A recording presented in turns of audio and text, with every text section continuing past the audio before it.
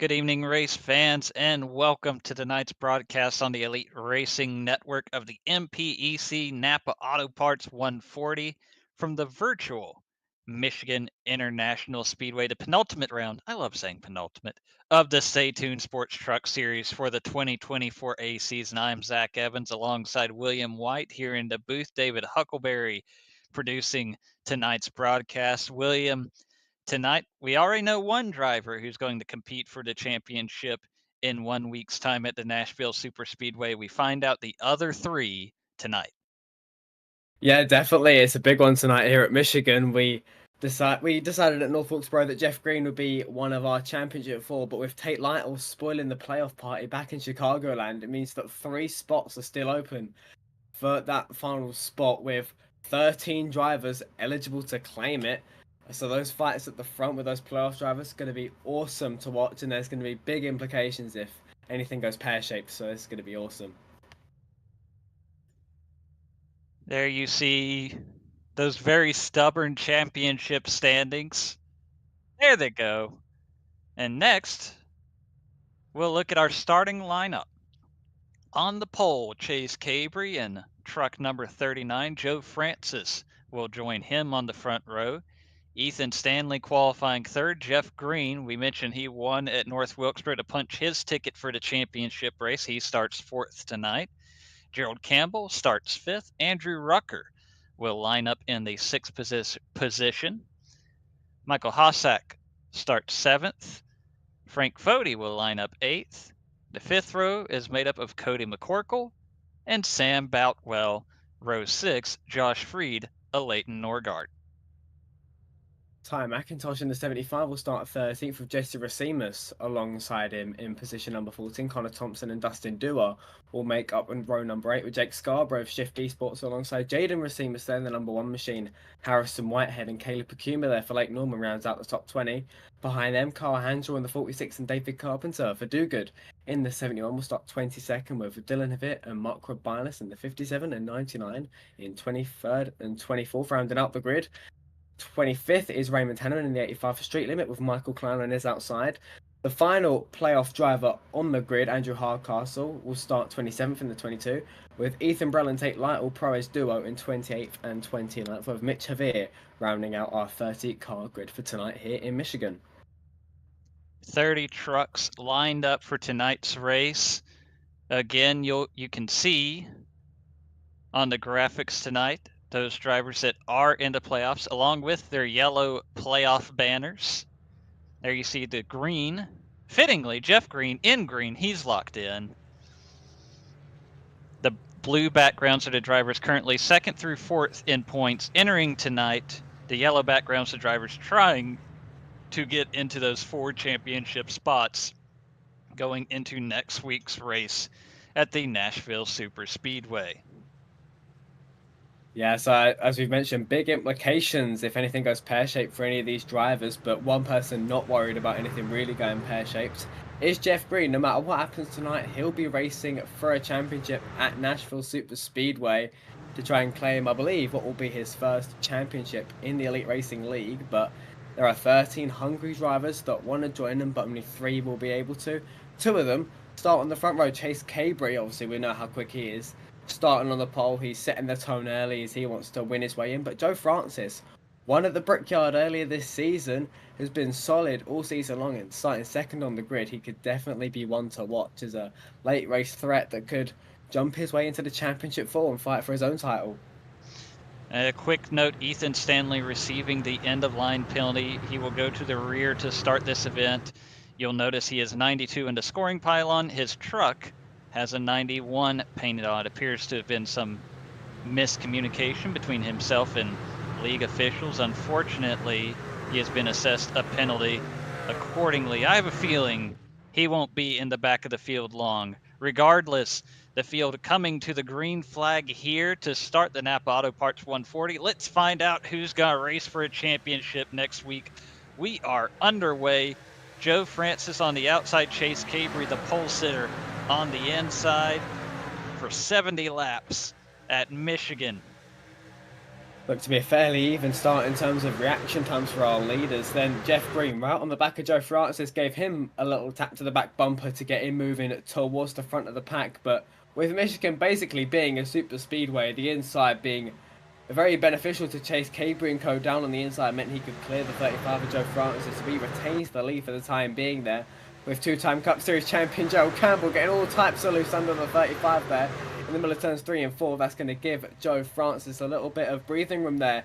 In the second position, they're almost fanning out 3-4 abreast there. Down the front straight is Rucker, almost into the side there of Gerald Campbell. Things getting feisty early doors here as Jeff Green looks to assume the final podium position, but not without a lot of resistance from the chasing pack behind him. We'll see if Rucker or Campbell can respond, but you see behind them, fanning out 3-4 abreast, one in the wall, Zach. This is getting feisty early doors. These guys want to get to the front.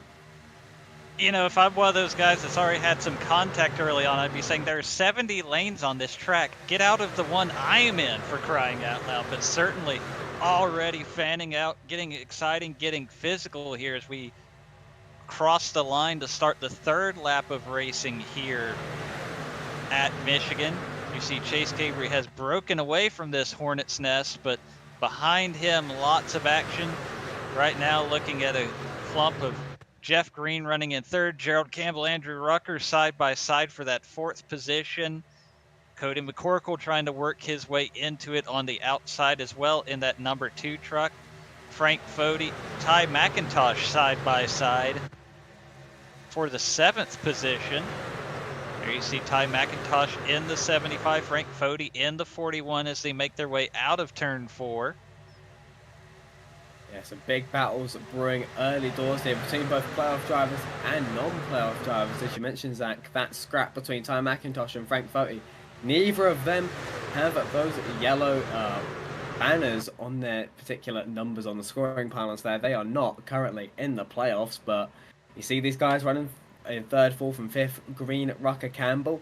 Obviously, Jeff Green, he's in green. He's already locked into the championship four, but behind them, two guys that are currently above the cut line and don't want to lose that position, Andrew Rucker and Gerald Campbell, fighting absolutely hammer and tongs for position there. And Andrew Rucker there, beg your pardon, with a massive dive bomb, shoots past Jeff Green into third place there. Andrew Rucker, who we've seen towards the front periodically throughout the season, but has never really contended for race wins on a very consistent basis. All of a sudden, with a big statement of intent very close to the end of the season when it matters most, he's moving up to second place now. He gets ahead of Joe Francis. And you know, I mean, it has the blue background for Andrew Rucker. Really, for most of these guys, it's a little misleading to imply they're safe. Andrew Rucker being fourth in the points has an advantage of 1 going into tonight. And it's a tie for fifth, 1 point behind it between Cody McCorkle and Leighton Norgard. You see where Cody McCorkle is. Andrew Rucker knows that. He knows it's going to be very important for him to stay in front of that 2 truck tonight. Probably, if he can stay in front of that 00, it would help him out as well. Yeah, definitely. It's at this point. Oh, Cody McCorkle there with a big tank slapper there, bottom of 3 wide there with Ty McIntosh and Jeff Green. Good job, that man, holding onto that Chevrolet, because that was all kinds of sideways. But yeah, absolutely. I mean, it's no longer, as you would, in the regular season, worried about just raw positions and points tallies. You're now at this point in the playoffs when it's properly crunch time. You're looking at exactly who is around you. In the case of Andrew Rucker, he's above the cut line with just 1 point advantage ahead of Cody McCorkle and Leighton Norgard. But McCorkle's in 8th, Norgard's down in 12th there, and in a big angle of cars, he's going to struggle to progress forward through the field. So Andrew Rucker, for now, fingers crossed, touch wood, anti-commentator's curse, he is looking okay for now as he runs in second place with Chase Cabry, putting out about a half a second lead over the rest of the field. The sad thing is he's only looking a certain amount of okay, because after all, the one driver in front of him is Chase Cabry. If you get one of those yellow background drivers winning tonight, that takes away 1 spot for somebody to get in on points as well. So Andrew Rucker really needs to either win this race or get to third in points to feel really comfortable about the situation. Yeah, definitely. But that's where he's going to start looking at guys like Gerald Campbell and I think, who's the other driver? Jesse Racimus there. in blue Yes. that's currently above the cut line there in the number 70 truck. So again, Racima's back in 14th.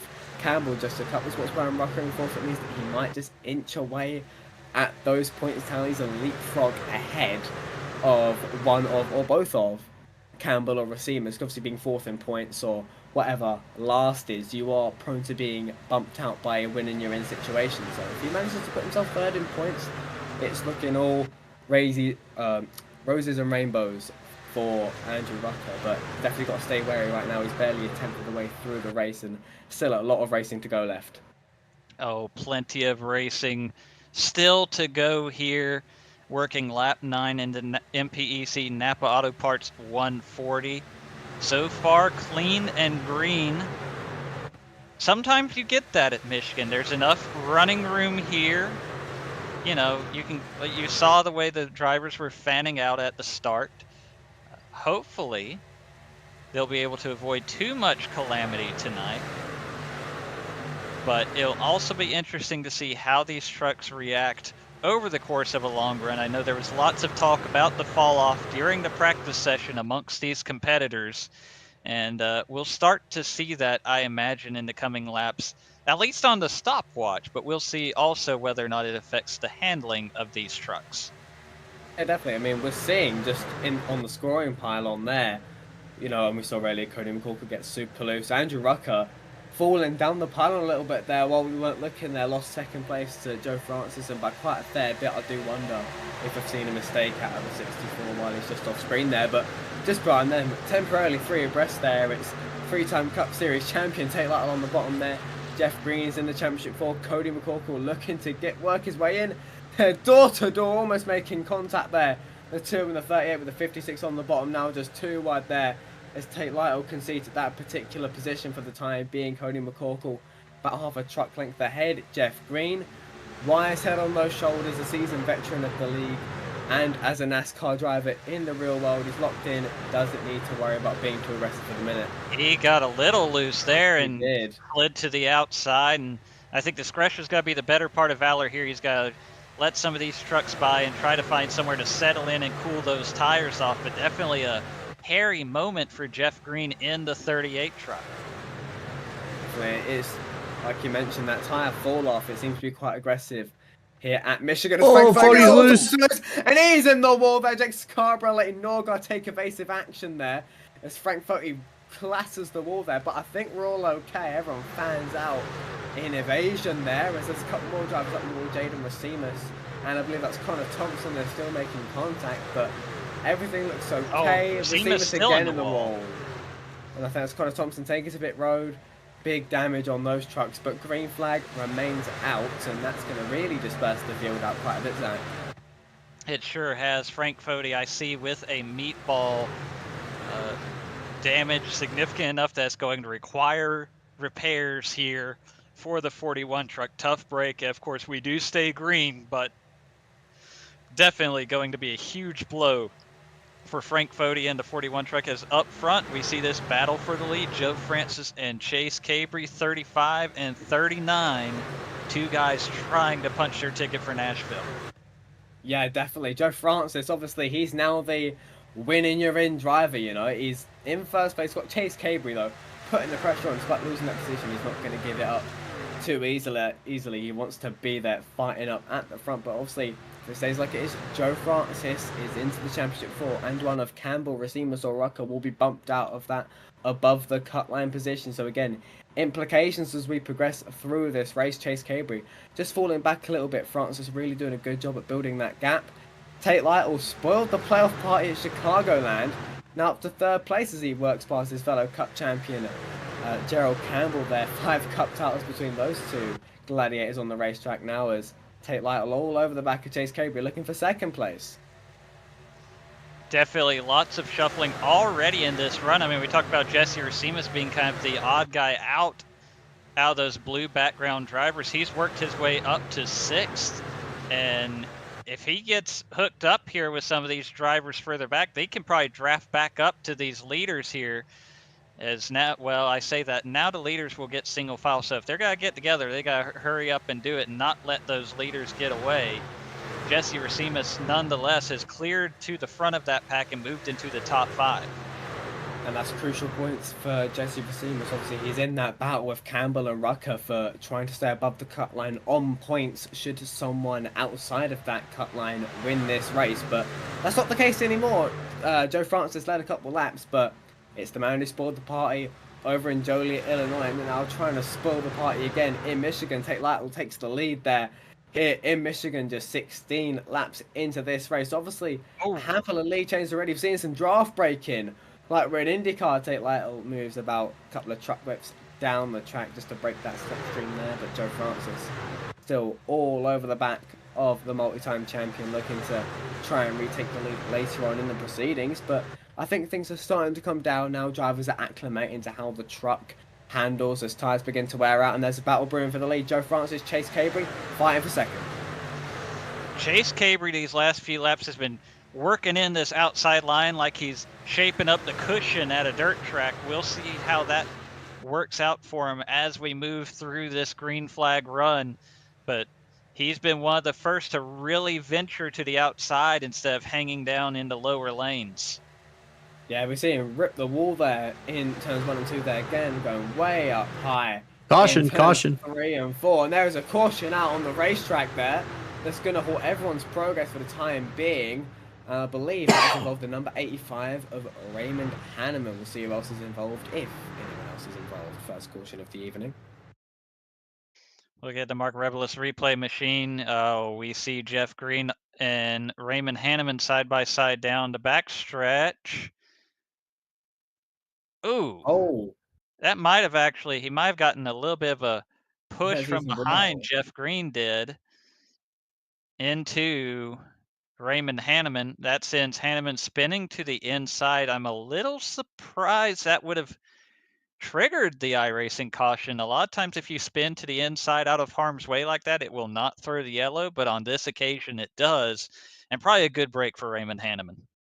Yeah, definitely. Obviously, no significant contact with the wall, thankfully. As we have a look, another look at the incident, see Jeff Green and Raymond Hanneman running side by side. Ethan Burrell trying to give a little shove to Jeff Green, just a little bit off center that pushes Jeff Green just into Raymond Hanneman. So really unfortunate racing deal there. But I'll be interested to see how race control call that particular incident. But yeah, good break for Raymond Hanneman. Managed to steer it away from the inside wall, so no damage to that number 85 truck, as pretty much the entire field will come down pit lane. You see Hanneman still with the field, so as much as it's unfortunate, that incident for all parties is fairly inconsequential. We'll see who wins this race off pit road and takes over the lead, as everybody on pit road. Nobody's getting cute here. Nobody's got to stay out and try to save a set of tires. Everyone is on pit road. Race control ruling it racing. How aggressive the tire fall off is. Sorry, Zach. No, it's all right. Chase Cabry winning the race off pit road. I believe I heard race control say racing incident for the cause of that caution. On that note, Dave, how about we pay some bills? All right. Racing isn't easy, but experiencing it is. iRacing puts you in the driver's seat with the industry's leading sim racing game. Drive on laser scan replicas of the greatest racing circuits from around the world. Go head to head against other drivers chosen by skill-based matchmaking to ensure competitive racing at every level. Compete across all your favorite series. In officially licensed cars, engineered to deliver the most accurate driving experience possible.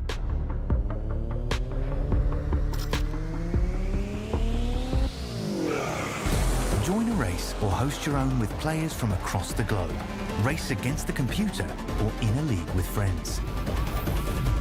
Feel the thrill behind the wheel. Visit iRacing.com.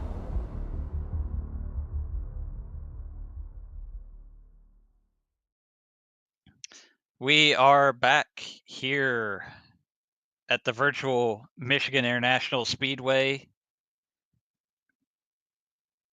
deciding who will race for a championship next week in the Stay Tuned Sports Truck Series in the Elite Racing League. After that round of pit stops under yellow Chase Cabrey, Gerald Campbell will be the front row for this restart. We've had a little bit of a shuffle on the race off pit road, haven't we? We've got Chase Cabrey still leading the race. Or he wasn't leading the race at the time of caution. He was in second, but he's inherited the lead of the race there as Tate Lytle's all the way down to 13th from first place. Gerald Campbell's up to second. Leighton Norgard has done well on pit road. He's up to 6th after being in around the mid-teens, around that sort of area under a green flag. So we'll see what he's able to do from outside of row number 3. Obviously, only 1 point below the cut line. They're tied for 5th in points. So with Cody McCorkle, so definitely a good time for Leighton Norgard to get towards the front and try and get above that cut line. But Cody McCorkle's just behind him in 8th. There's a lot of playoff drivers in around this top 10, 12. So it's going to be an interesting restart to watch, see who gets aggressive. And oh, by the way, Ethan Stanley, after starting at the rear for that penalty, he's 5th. We said he'd be getting there quickly, but green flag is going to be coming up momentarily. Michigan, there we go. Chase Cabrey with a very good restart there, catches the entire field sleeping there. Campbell and Francis side by side for second place as the inside line really looks a bit disorganised there. They've all dispersed out quite a bit there.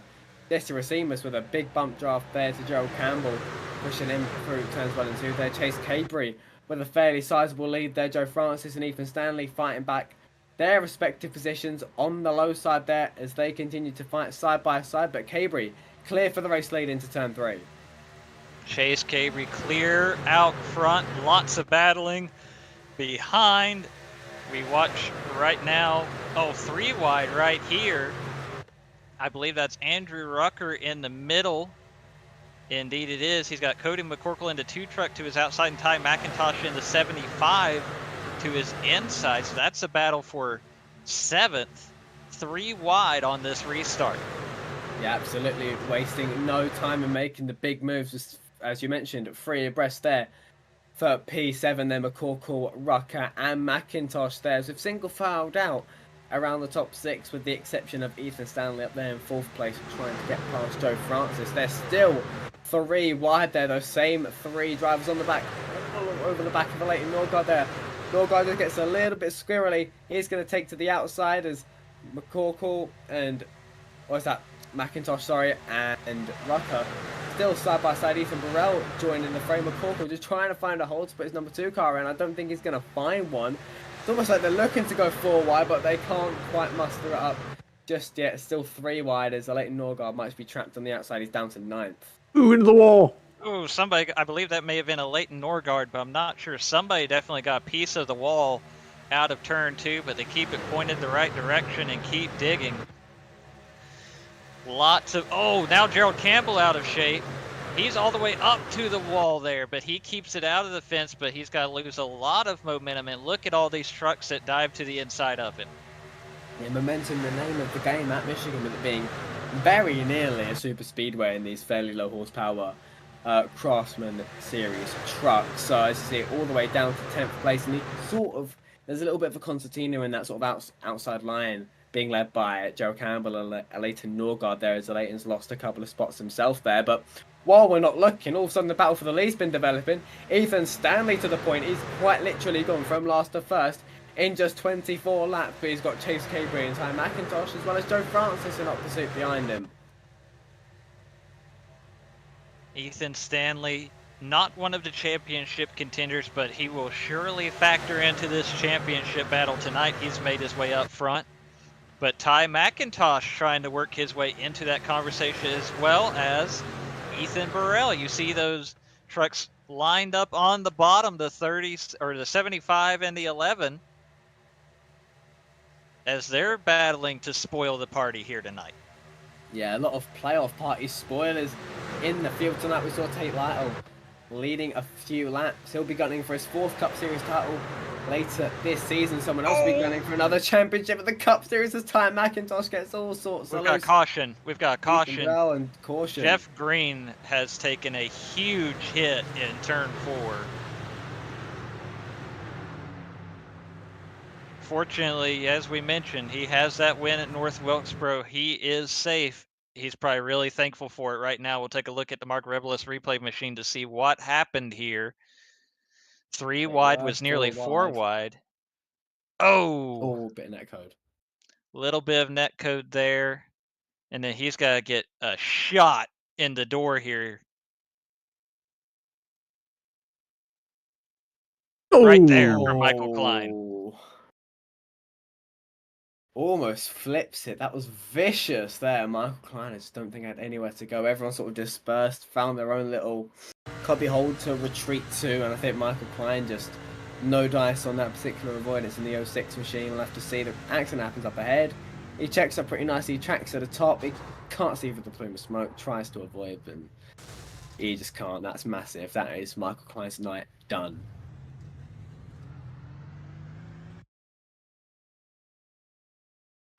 Do you see there, they were temporarily 4 wide just at the start of that replay with Freed and a couple other drivers there. Net code with Jake Scarborough, I believe that is for Jeff Green. Just in the cockpit view, he's praying, and prayers are not answered, unfortunately, for Jeff Green on that particular occasion. And big damage to the 38. I don't know if he's going to be able to continue, but he's on pit road now.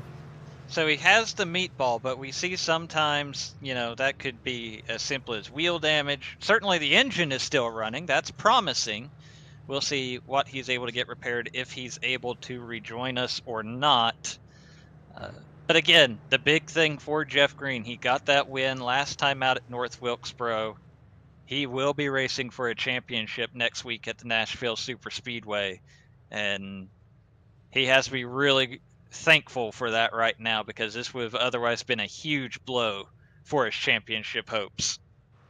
Yeah, definitely. It would have really, really put him in a hole that would be difficult to dig himself out of. So I would say he's definitely counting his lucky stars that he took victory over in North Wilkesboro to lock himself in and pretty much protect himself from any sort of negative consequences of this exact sort of thing happening. Obviously, still sitting in pit road, scored 25th. Will likely go a handful of laps down, seeing to the damage on that particular machine. But now, speaking of the playoff battles, we've got 2 non-playoff drivers up at the front, Ethan Stanley and Ty McIntosh, Zach.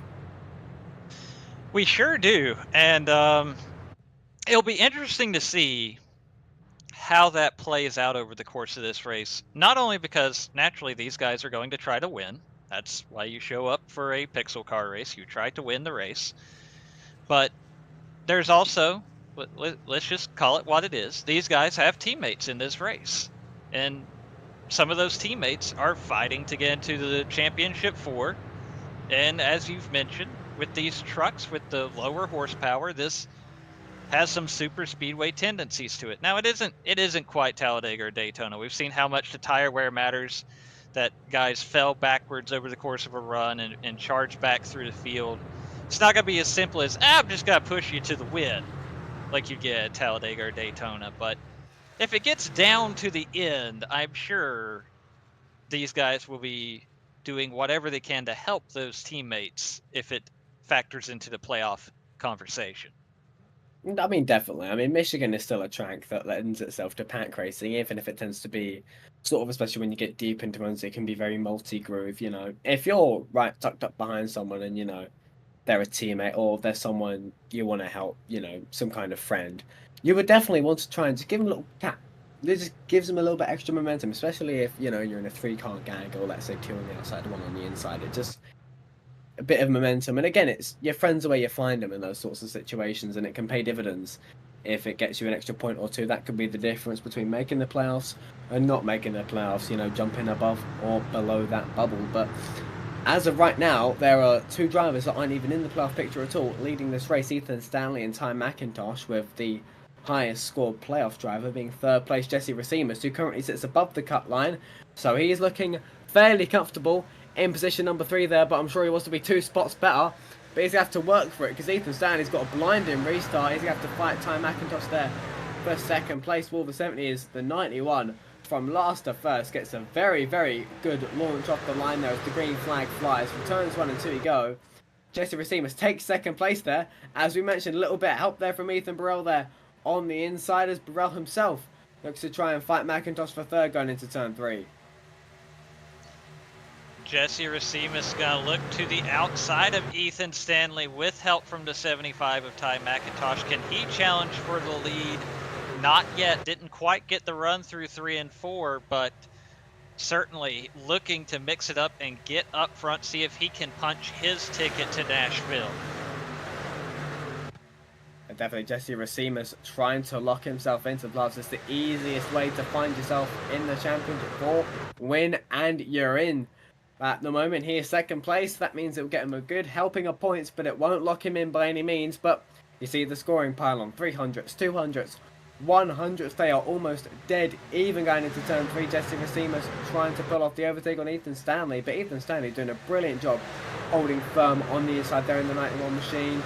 Running it low, trying to maybe give Ethan Burrell some slipstream, just trying to almost instigate that fight for second place between himself, Burrell, and Ty McIntosh. But again, side by side for the race lead, Jesse Racimus not giving up. Indeed, quite the battle for the lead we have here. Ethan Stanley on the inside, Jesse Racimus on the outside. For one driver just looking for the win and the bragging rights, for the other looking for a shot at a title next week. Huge push there from Ty McIntosh to the 70 of Jesse Racimus down the backstretch. Racimus has the advantage going into 3, but Ethan Stanley is really making that bottom work. He's got pulled back ahead ever so slightly out of turn 4. Racimus might beat him back to the line, though. Yes, he will, and leads that lap. Yeah, we're seeing a bit of potency with the side drive. See, Jesse Racimus gets a little bit down on the passenger side door, as it were, of the number 91 machine down the straight, and that's gave him a couple hundreds. But Ethan Stanley through turns 1 and 2 found an exceptional amount of grip on the bottom side there, and he's really sticking to the low side, not tracking out much at all. I don't think he's particularly worried about having the 70 to his drivers right there, as even with the pushes from Ty McIntosh that we saw earlier, the inside line, especially at this particular early point in the run, looks to be the place to be, as they're still fanning out 2-3 wide there behind them for around 4th, 5th place there. I'm looking at this fight around Andrew Rucker, Leighton Norgard, and Cody McCorkle there back in 10th. Obviously, these guys are all right on top of each other in terms of points, and Leighton Norgard needs to, and Cody McCorkle as well, need to scratch and claw for every point they can get, being just one below the cut line, as Tate Lytle will get super sideways on the bottom of turn 3 and 4. He's going to get a push from Cody McCorkle there into turn 3, and as the battle for the lead heats up, we've got points battles a little bit further back in this pack. You don't really know where to look. There's fighting everywhere. And oh, by the way, in this battle for the lead, Gerald Campbell, a couple of laps ago, he entered the chat. He jumped in front of Ty McIntosh, who has now fallen back to 5th and dropped down to the bottom lane. Gerald Campbell, another one of those playoff drivers, and he is looking for a way to get around these top 2 in front of him. Yeah, definitely. I think clean air is what you need right now at Michigan. It's definitely coming at a premium when everyone's packed up together like this, but the top 2-3 cars all seem to be fairly spread out in terms of the fact that they're not really bumper to bumper, as it were. The Gerald Campbell might just be looking to get a bit of clean air on his nose there, may look to just run a lane higher or a lane lower, but chooses to stick behind Jesse Racimus for the time being, maybe just trying to take that slipstream. We saw Ethan Burrell take to the high side there, a higher minimum speed for the driver of the 37, but obviously he's doing the longer distance around the racetrack as a compromise, but it's working decently enough for the multi-time champion. Barney into flag stand. We'll let the drivers know next time by. They are halfway through this race, but still plenty of time to decide it. Plenty of action right now on the racetrack. Ethan Stanley, Jesse Racimus still battling for that lead. I think we're starting to get to the point in the run where those tires will start to show how hard they've been pushed, and we'll start to see those comers and goers and start settling down into a more settled formation. But right now, Ethan Stanley still leading the way. He and Jesse Racimus have managed to break away a little bit. Oh, I thought I saw a puff of smoke there on our monitor, but I think we're all right. Definitely seeing a few puffs of smoke as drivers scrape the outside wall there a little bit there. But you're looking, there's massive train of second on back, and then Ethan Stanley's a couple chocolates below. Obviously, he's breaking that slipstream. It's Ethan Burrell way up the racetrack. He is trying to find Ty McIntosh somewhere else compared to everyone else. But Ty McIntosh, as you mentioned there, all out of shape. Brilliant save there from the driver of the 75, but he's going to fall way, way, way back out of the top 10. It goes Ty McIntosh. He's down to 12th, and those tyres, they're going to be hot. He's going to need to recuperate for a lap or two just to get those tyres cooled back down to an optimal temperature and get the grip back in. And we see him on the scoring pile and continuing to fall there down to 15th for the Far Holler Dirt Machine there as back up at the front. 0.2 of a second. A fairly comfortable gap considering the context of this race for Ethan Stanley, as he's just eking out a gap ever so slightly over Jesse Racines and Tate Lytle behind them. I checked in with Scooby-Doo and the gang in the Mystery Machine. The smoke was from Jeff Green. He had gotten back out on track, tried to make some laps, maybe catch a lucky dog. The engine expired on that 38 truck. He's got much bigger problems than he had a while ago, probably done for the night. The race continues on. We stay green. He kept it out of harm's way, limped it to pit road, and we still watch these battles shake out throughout the field. Yeah, lots of battles throughout the field there as everyone tries to scratch and claw for points there. You see a fight there between Leighton Norgard and Josh Freed there. That's for 8th and 9th. They're just ahead of Cody McCorkle. It's a big story, you know. Leighton Norgard and Cody McCorkle right on top of each other.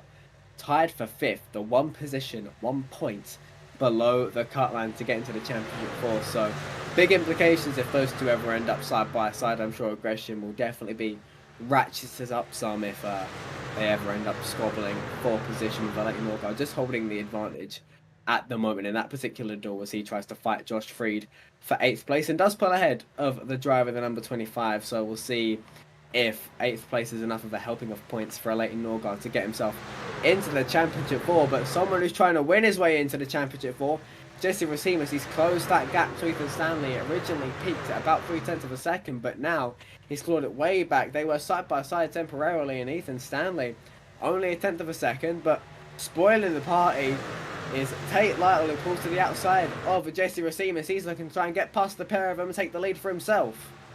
Tate Lytle, of course, the winner at Chicagoland to start these playoffs, and like you say, spoiling the party, kept a winner from the playoffs out in that one, trying to do it again here tonight. Here he goes. Now he'll be his chance to look to the outside and see if he can dislodge Ethan Stanley, who blinked for a little bit there. He's back with us, but for a while, that 91 truck was nowhere to be seen for these racers. Yeah, Ethan Stanley's trying to pull up the Houdini distraction tactics, I think, to try and keep the field at bay, but Tate Lytle privy to those shenanigans as he moves to the outside of the number 91 machine there. Ethan Stanley holding the bottom, Tate Lytle a couple of lanes up above with the higher we've got one around. Speed. Leighton Norgard is around. And the caution is out. Leighton Norgard is moving again. Little pirouette there for the number 12 machine, but that's going to be a little bit of a points bleed for that driver. We'll see what happened. Now remember, I see him on the screen. The 52 of Jake Scarborough was assigned the tally on that last incident. Ooh. That one's going to be a tough one for race control. I think you definitely saw a little bobble from the 12, but you also saw the 52 move down the track pretty significantly, at least from my perspective on that first look. We'll get another look at it here and see what we come up with. That's going to be a tough one. That's going to be a tough one for race control. It's a tough one for sure. I mean, the 12 does get loose, but he looks like he's hanging on to it. I think he just didn't have a lot of room to track up with the 52 of Jake Scarborough alongside him right on his door there. But that's just how the cookie crumbles sometimes in this close pack racing. I think if he had a little bit more room, he could have probably saved it. But that's, you know, it's one of those things where, you know, that's neither here nor there. And it's definitely unfortunate for those two parties. And, you know, Leighton Norgard obviously gone around there. That's going to put him way down the order. And the playoff picture looks a bit more bleak now for the driver of the 12 of only, you know, when we come to the green flag, I'll only be about 25 laps left. He's got to really get that truck into another gear now. We'll see once again everybody making their way down pit road.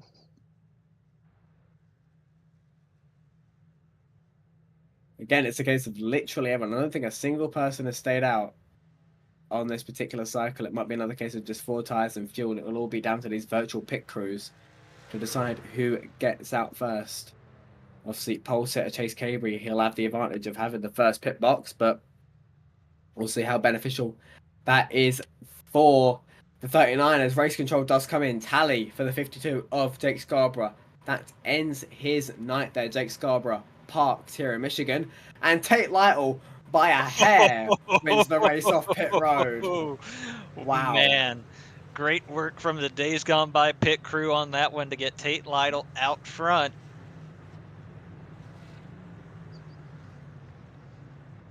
He will be leading the field to green when we get ready for this restart. Before we get ready for this restart, Dave, let's get some of these ad reads in. The Bommarito Automotive Group 500 at Worldwide Technology Raceway is not just a race, it's a spectacle. Friday, August 16th and Saturday, August 17th. The race everyone talks about. The Bommarito Automotive Group 500, only at Worldwide Technology Raceway. Go to www.traceway.com now because the first deal is the best deal. Brought to you in part by the Illinois Office of Tourism and Discover Downstate Illinois. All right, and I can read our race sponsor, our series sponsor, of course, is the Stay Tuned Sports podcast.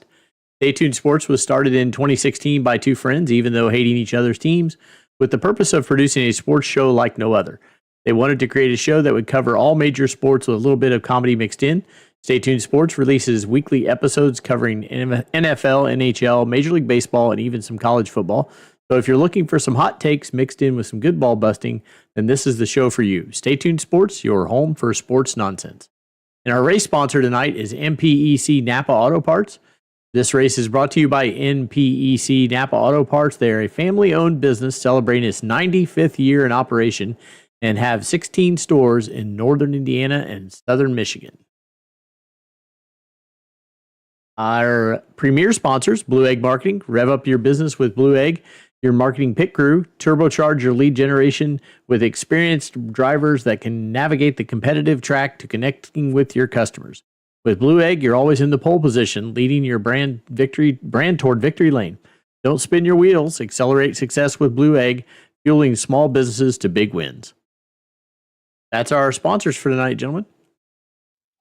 How about that new Worldwide Technology Raceway ad? We had to do a quick little update since they did have the NASCAR Cup Series in action today. Got me fired up. Their season will continue on. So we've got our own action to continue on with. Got to be restarting with 26 laps to go here. Tate Lytle, Ethan Stanley front row for this restart. They go through the restart zone. Tate Lytle gets the jump on that inside line. He'll clear himself as we head into turn number one. Jesse Racima's trying to barge into second.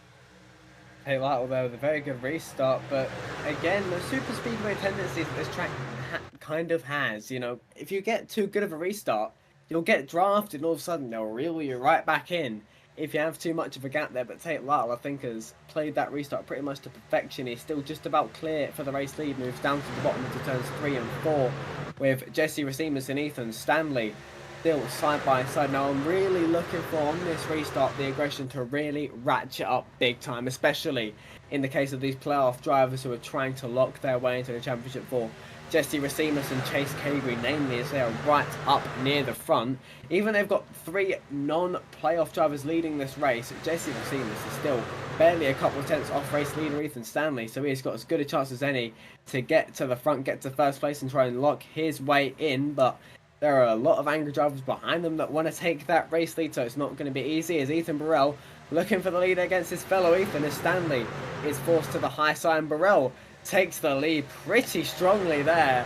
Little resistance there from the 91 and Burrell already a couple of tenths out in front there. There you see once again fanning out 2, 3, 4 wide behind Ethan Burrell as he gets all the room he wants. He's clear of the excitement, but it is a hornet's nest behind him.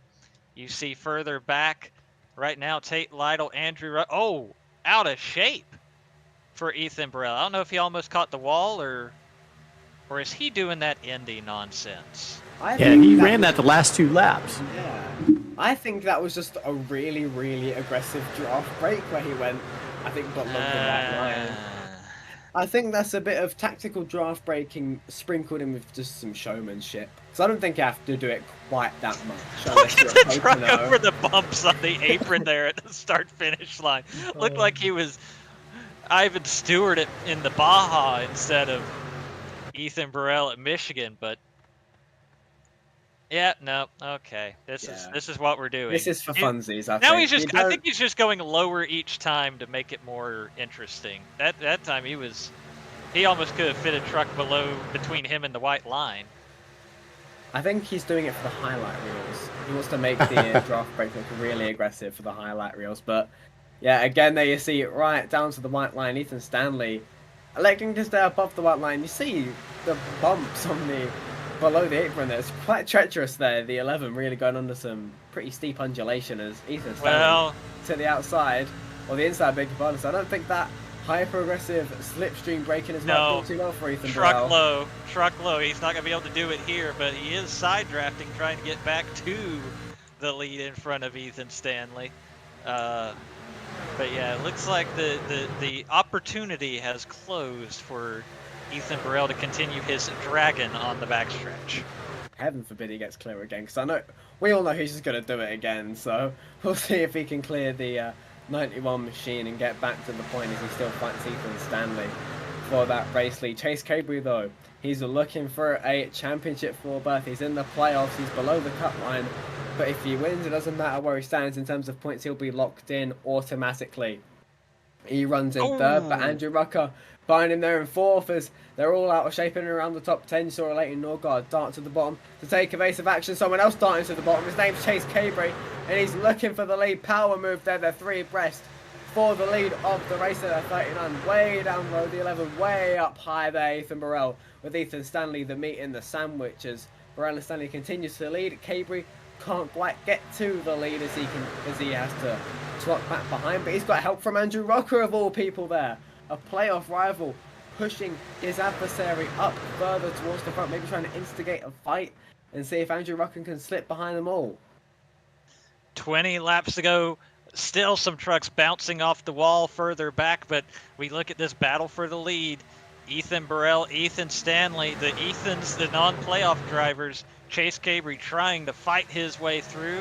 And here is Gerald Campbell as well in that 00. He's also got a piece of the pie. He also wants to punch that ticket to Nashville. I definitely see Burrell up, down the straight, trying to break the slipstream. I would get why he'd do it down the back straight, but the front straight is curved, so I think that's going to harm him more than help him down the front straight. So I think this is just fun being had for Ethan Burrell. It's Chase Cabry, big playoff implications. He's taken the lead there. That would lock him in if it ended now, but don't look now. Gerald Campbell and Andrew Rucker are still very much in the fray. Gerald Campbell still looking for the lead there. He is right on the back of Chase Cabry. Whoever wins this race, if they're in the playoffs, will lock themselves in. So Cabry and Campbell up at the front fighting for that berth. Definitely a lot on the line with 18 laps to go here at Michigan. Chase Cabry able to get out front. He would be the guy locking himself into the championship for at Nashville as they sit right now. But we've still got nearly 40 miles where that can change. Gerald Campbell to second. Gerald Campbell doesn't want to be second. Gerald Campbell to the inside of Chase Cabry for the lead. There's a big dive bomb there from the 00. I don't know if he's just slightly overcooked it. We might see an over-under there from Chase Cabry to the inside of the 00 goes the 39, and Cabry on the scoring pylon has retaken the lead. We'll see if Ethan Stanley gives him a little shove. I think he will there. Just a couple hundredths gain for Cabry. That does mean he will clear the 00, but now Stanley to the inside. Again, the lead may well change hands here as Cabry is forced to go up a lane to accommodate for the 91 of Ethan Stanley, but Cabry will clear with the momentum from the high side, and Campbell again. Cabry with a slipstream break, just a couple chop whips there as he moves to the inside, goes defensive. Campbell on the high side trying to make it work. Wide camera shot there, capturing all the action there as again a little bit of an over-under from Gerald Campbell. He's right on the back of the 39, just 16 laps to go until the dust settles. And here is Andrew Rucker. He's up to 4th. He's looking to join the fray as well, and he's got Ty McIntosh all over him, behind him, kind of in an awkward spot. Can't drive into the back of the guys in front of him, but Tate Lytle and Ty McIntosh are all over him as well. Definitely, we've got 3 playoff drivers, 3 non-playoff drivers accompanying this top 6 gangle that we've got fighting for the race lead. Just behind them, Harrison Whitehead. I don't think we've mentioned him at all this race, but the number 84 is up to P7, definitely a race higher for that driver, and he's joining the fray alongside a Leighton Norgard.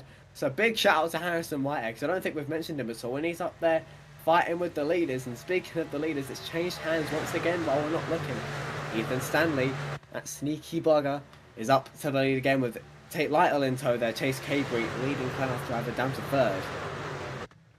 And now Andrew Rucker looked to the inside. Chase Cabry couldn't quite make it stick, but Andrew Rucker still picking up spots, trying to work his way to the front. Now Chase Cabry will look low.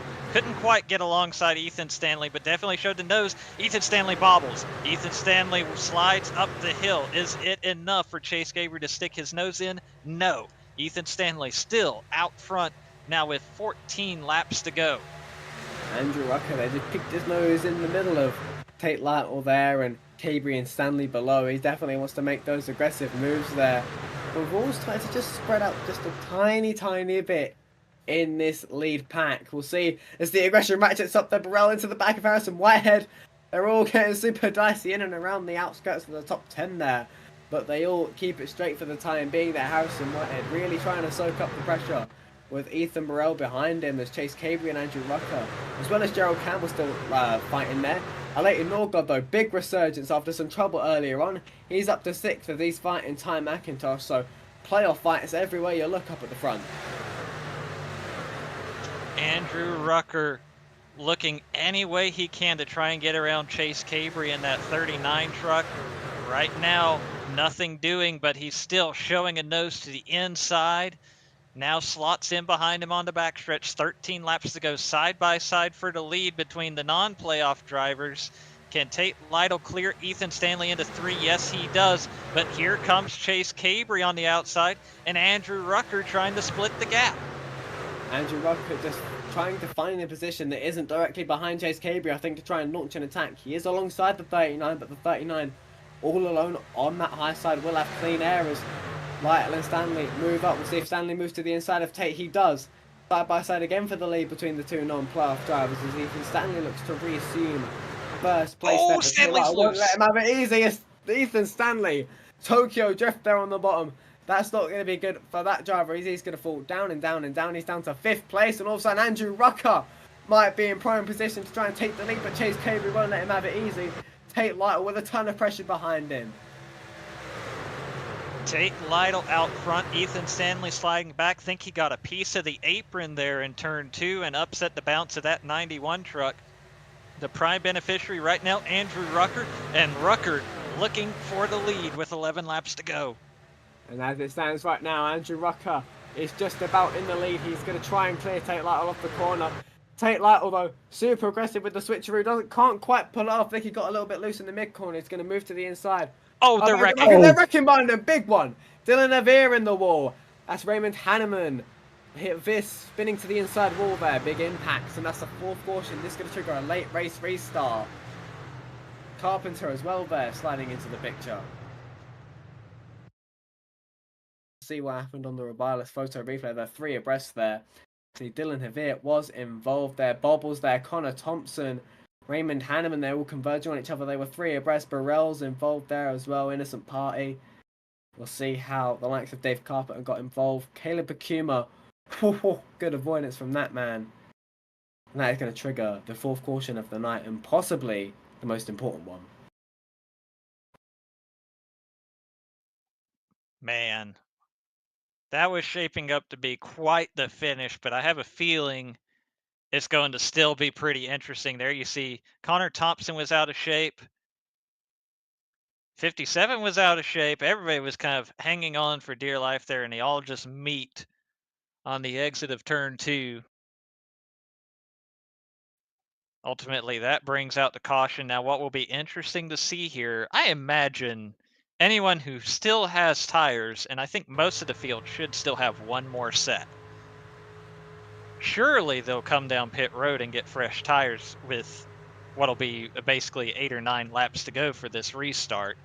Sure enough, it looks like everybody so far has come down pit road. Racing incident to call from race control. I would definitely assume that I'm not sure what they all call there cars on would be the. wanting to come down pit road, but I think where the variance may lie is what they take on the pit stops. Do they dare try and take 2 tires? I personally, with how aggressive the fall off has been, how old these tires are, we've been on these for a fair few laps now. Guys are getting loose. You know, it's only been like 10 laps, but we've seen, evidently what caused this incident was tires just falling off, guys getting loose. So be interesting to see if anyone dares take 2 tires, or if they just stick it safe with the 4 tires. But as they say, he who dares wins. So be interesting to see how strategies play out for this late race restart. Well, I have news. I have news on that front. Everyone came down pit road, and I'm pretty sure everyone took 4 tires except for the driver you see on the screen right now, Mitch Havier. He's solo. Bold. He's solo. Yeah, he is solo out on the track. He's got a big lead, 2.5 seconds, but I think they're catching up quite quickly. So yeah, but that is a bold strategy for the 58. He's the only one to not even come down to pit road. Everyone else took 4 tires behind him. That might spell bad news for everyone on the inside. That might cause a big concertina. Andrew Rucker might be a very happy man right now, as he'll have a clear outside lane to maneuver around what will be a slower 58 truck with those older tires. Well, so here's the thing, and this, thinking big picture here. Mitch Havier will have the choice on the restart if he wants to line up on the inside or the outside. Now, obviously, Andrew Rucker will just be whichever lane he doesn't take. It does look like Mitch Havier taking the inside. Okay, so now that we know that, that has the benefit for Andrew Rucker of boxing in Chase Cabry for this restart. Yeah, definitely. Obviously, Mitch Havier will have the advantage of controlling the restart, but his launch won't be as good. He'll be slower through the corner, and they'll catch him up if he gets a good restart. And he creates that bit of a gap. They'll still catch him up when he's going into turn 1, and through turns 1 and 2, there will be a massive accordion from everyone having to check up to not run into the back of him, and that could either create an accident or it means that pretty much everyone who started on the inside gets checked up massively. So I'm looking at guys like Chase Cabry, Gerald Campbell, Jesse Racimus. Oh, sorry, that's Leighton Norgard there, starting in 7th there, 4th on the inside lane there. Leighton Norgard, Cody McCorkle as well there. They're all playoff drivers that could potentially fall foul to being boxed in by the accordion effect that may happen here. And the other thing Andrew Rucker has to watch out for on this restart, Mitch Havier will be the control vehicle. Obviously, we have the restart zones here. Andrew Rucker cannot jump this restart. If he jumps this restart, he's thrown away any championship hope. He's got to be disciplined here. Even though Mitch Havier might spin the tires, we'll see. Andrew Rucker's got to be smart here. Green flag is out. You see a little bit of a wiggle there from Mitch Havier, but he stays in front. He actually does pretty decent, all things considered, on the restart, but we'll see how long he's able to stay out front. Chase Cabry actually able to get out in front of Andrew Rucker. But you see, again, darts to the outside there. You see just how much slower the 58 is. Everyone darting. Ethan Stanley way to the bottom there. Leighton Norgard as well there, way to the bottom there, trying to get around the 58 there. So drivers gaining and losing positions there, but Chase Cabry takes the lead. Tate Light, although he's insistent on going to the inside. I think a bit of contact there between the 39 and the 56 there. Andrew Rucker following in turn aggression there from the 56. He wants that inside lane. He knows how good it is early on in these restarts. Tate Lytle to the lead with 6 laps to go. Rucker, Cabry, Stanley, Norgard your top 5. Norgard and Campbell fighting there for 5th and 6th. More playoff point battles there in and around the bubble. This is crunch time for these drivers. It is do or die out on the racetrack. If you act now, you might just have a shot at a championship in Nashville. 6 laps to go. Tate Lytle leading the way. Andrew Rucker leading the charge for the playoff drivers. All of these guys trying to get a spot at Nashville. Lytle up the hill. Can Andrew Rucker get alongside him down the front stretch, coming to the line for 5 to go? Yes, he can. Who's going to lead this lap? Andrew Rucker. He clears Tate Lytle heading down the front stretch. Andrew Rucker had some really good momentum coming off of turn 4 there, clears Tate Lytle before they get to turn 1, but Tate Lytle responding with a big move to the inside of the 64 as they almost bang doors coming out of turn 2 there, but Andrew Rucker does a brilliant job of holding it on the outside lane there. You see he's just eking out a gap a little bit, but Tate Lytle with the side drop with a slight shove from Chase Cabrey. Cabrey obviously trying to halt Rucker's progress as best he can as a late Norgard and Joe Campbell. They come into the picture, so everyone's getting super loose, both low and high side. It's almost like a super speedway. There's just 4 laps to go, just 8 miles to decide who makes up the championship 4. Andrew Rucker getting a huge shove right now from the 91 of Ethan Stanley. He will lead the pack into turn number 1, but will he be able to stay in front? Ethan Stanley looking to steal this win. Andrew Rucker out in front now as they make their way off turn 2, but Tate Lytle still working that bottom, losing a lot of friends though on the bottom side. Ethan Stanley got to try and look up high. He's going to challenge for the lead. They might end up 3 wide off of turn 4 here. No. Andrew Rucker able to stay in front of Tate Lytle, but now Ethan Stanley dives down to the bottom. Andrew Rucker dives low to block. 3 laps to go. Andrew Rucker and Tate Lytle very nearly made contact. They could have very easily ended a lot of nights out there on the racetrack. As Ethan Stanley now looking again for the lead. He moves low. Andrew Rucker taking on unrelenting pressure from some of the best sim racers in the world here, just trying to make the championship 4 in the truck series. And he's got 2 of Elite's best hounding him for the lead as Tate Lytle and Ethan Stanley unrelenting and delivering that pressure. But Andrew Rucker's dealt with it beautifully thus far there. He remains in the lead. He remains in that spot that will lock him in to the championship 4. As Lytle and Stanley fight side by side, that's slowing the road momentum. Rucker's got a 10th.5 gap. He's looking to break the slipstream. 2 laps to go. Can Andrew Rucker stay in front and earn a spot in the championship 4? Here comes Chase Cabrey on the bottom. Chase Cabrey in that 39 truck slides up there 3 wide. They're running out of real estate. That kills Chase Cabrey's run off turn 2.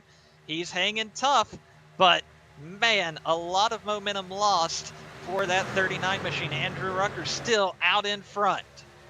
Yeah, it's going to be just one lap to go when they get to the line, and I think barring any catastrophes, this race will end under green flag conditions. Ethan Stanley hounding the 64. Andrew Rucker just trying to break the slipstream any way he can. Here comes Ethan Stanley to the inside of the 64. They're side by side for the lead through turns 1 and 2. Ethan Stanley looking to take it from Andrew Rucker. If Andrew Rucker wins this race, he's locked into the final 4. But Stanley takes the lead with just 1 mile to go as they're hitting the wall behind them. They're fighting hammer and tongs for any position they can get. Andrew Rucker looked low. Now he goes back to the outside of Ethan Stanley. Here comes Tate Lytle to the bottom. They might be 3 wide again coming to the line. Nearly contact between Tate Lytle and Andrew Rucker. Ethan Stanley might be home free. Now here comes Gerald Campbell to the outside. Is Gerald Campbell going to sneak by? Oh my goodness. Ethan Stanley wins. Tate Lytle second. Gerald Campbell squeaked by Andrew Rucker for third. The good news for Rucker, a playoff driver didn't win, and Campbell was already ahead of him in points. I think Rucker's going to be all right here. We'll wait for the official tally. No matter how you split it, Ethan Stanley, your winner here in the Napa Auto Parts 140. Ethan Stanley there took the lead when it mattered most, just on the final lap with a brilliant move there ahead of Andrew Rucker there coming out of turn 2. So Andrew Rucker unfortunately won't lock himself in, but we reckon he might just about be safe on points. As you say, we will wait for the official point tally that will decide our championship 4. But in the meantime, a deserving winner in the Truck Series, Ethan Stanley, is going to burn it down here at Michigan.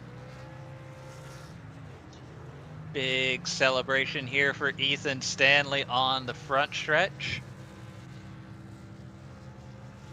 Again, we'll wait for official word, but at least on my finger math and the reactions of those in the lobby, everybody seems pretty confident Andrew Rucker has secured his spot. Gerald Campbell should be in. I am curious on Jesse Racimas, but I feel like with a 10th place finish, let's see, where did Cody McCorkle finish? We'll look at the results here. 8th. McCorkle was 8th, so I don't think Norgard was he would have. 6th as well.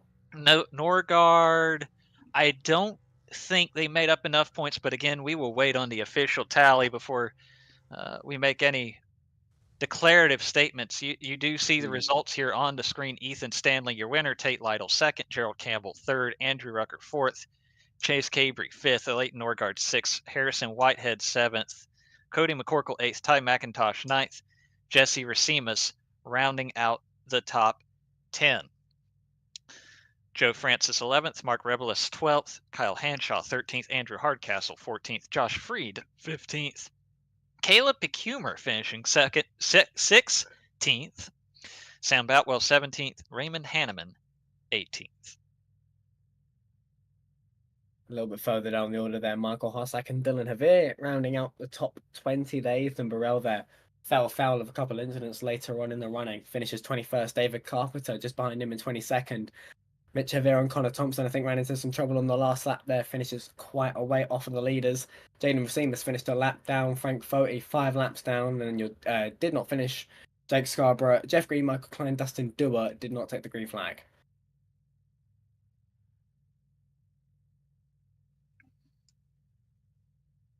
Racing isn't easy. So I guess it's about interview time. I think so. So we want Gerald first, right? There we go. All right. Third place finisher tonight, Gerald Campbell. Gerald, you just did squeak up into third there at the very end on that wild finish. That caution really set up for quite the dramatic end to this race. What was going through your mind with, the playoff picture, but also trying to win a race and everybody on those fresh tires at the end? Don't wreck, don't kill me. Oh no, please don't spin. Please don't hit me. Oh no, please, where's Chase? Who's gonna make it in? My mind was going everywhere, a mile a minute, and I was freaking out. What a track to have. They cut off for making it into the Final Four for next week for the championship run. I was not wanting to be that guy to win the regular season and then not even make the Final Four.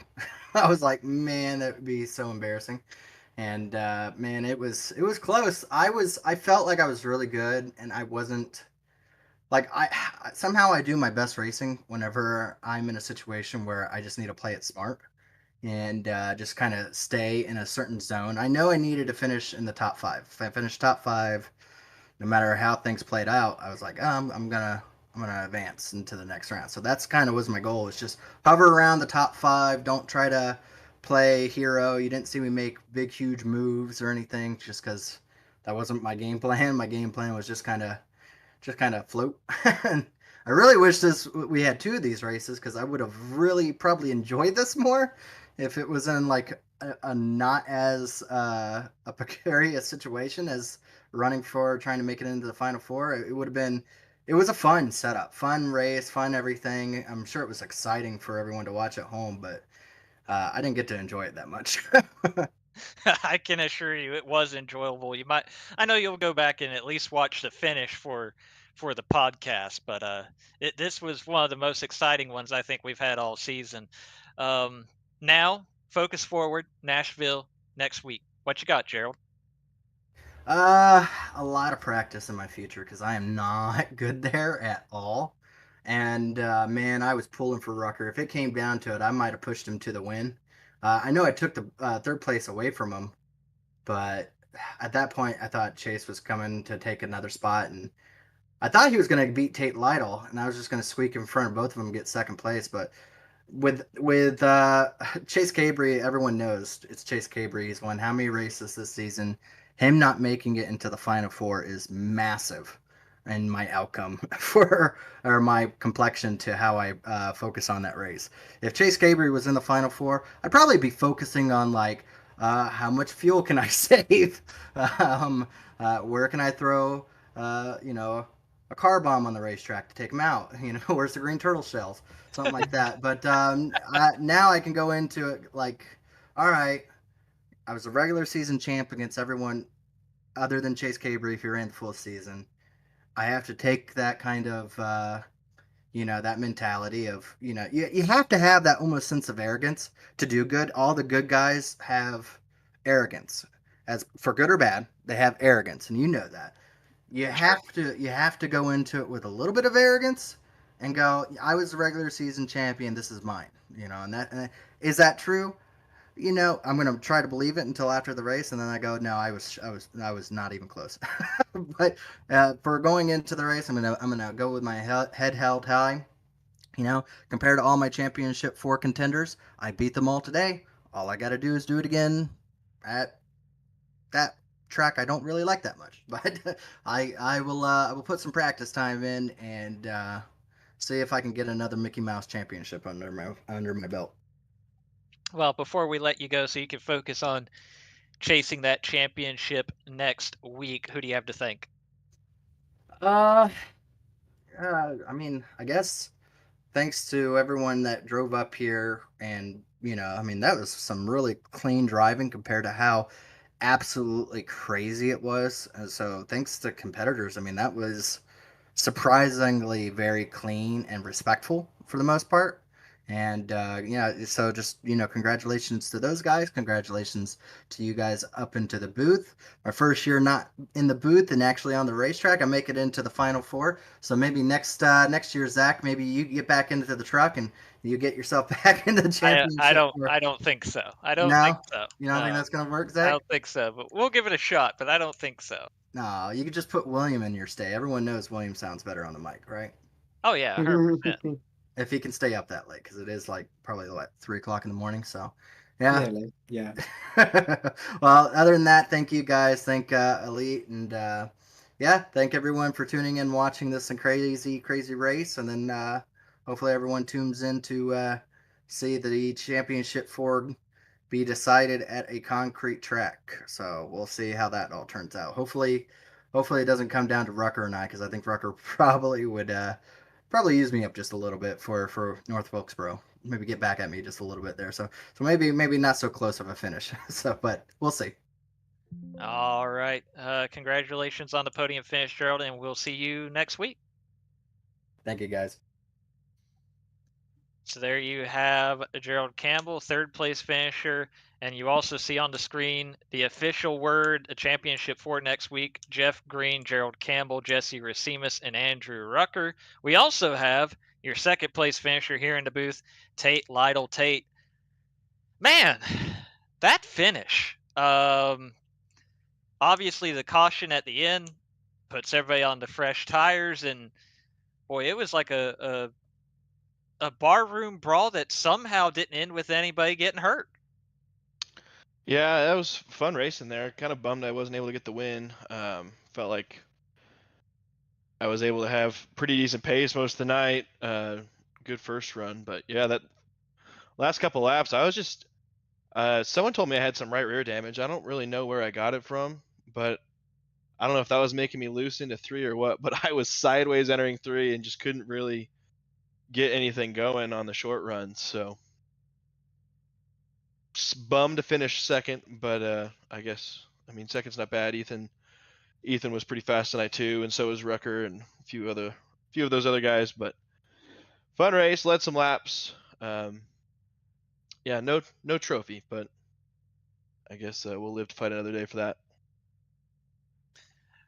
As a guy who wasn't in the playoff picture amidst all of that at the end of the race, what's going through your mind in that situation? Well, I had no clue what the points were, so I was just trying not to wreck anyone with an orange spoiler. Got kind of close off of 4 there with Rucker. We we were banging doors pretty good. Wasn't intentional, but definitely got loose and slid up into him. So glad he didn't wreck. But yeah, I wasn't really sure what the points were like, so I was just trying not to wreck anyone with an orange spoiler, and I guess just kind of do my best to get a good finish, but also not mess with the point standings too much. Before we let you go, Tate, who do you have to thank on this runner-up finish tonight? Well, I guess thanks to you guys for watching us race fake race trucks for an hour and a half. For Hey. as I always say, far below the minimum wage. So good on y'all. Go check out my sponsor, Days Gone By, Vintage Racing Apparel, and then Elite Performance Industries. If you need a setup for literally anything, go check them out. They got, in my opinion, the best builders on the service. So go check them out. And yeah, shout out to the other competitors too. That was a pretty fun race. Everyone was doing the best they could, and I mean, no one really made too many ridiculous moves, even though it was a borderline pack race. So fun stuff. I assure you, the pleasure was ours tonight watching the very entertaining fake truck race. Congratulations, Tate. Will we see you next week? I don't know, man. We'll see what Fair I'm enough. doing. Hey, We'll that's see what I'm fine. doing next week, Sunday at 5:30. So All right, that's fine. That's fine. Well, if we see you next week, we'll see you next week. If not, I'm sure we'll see you some other time this week with some other people talking or whatever. yeah, you'll see me Wednesday at least. So There you go. peace out, fellas. See you, Tate. So that's your runner-up finisher, Tate Lytle. Next, we will hear from our winner tonight, Ethan Stanley, truck 91 and a half, good enough for P1 here at Michigan. Obviously not the start of the night you wanted, Ethan, but can't argue with the end result. Yeah, I mean, I think that's a mistake on Chad's part. I ran 91 earlier in the season. But yeah, I had to start at the back, just work my way up front, be patient, try to avoid any wrecks that came along.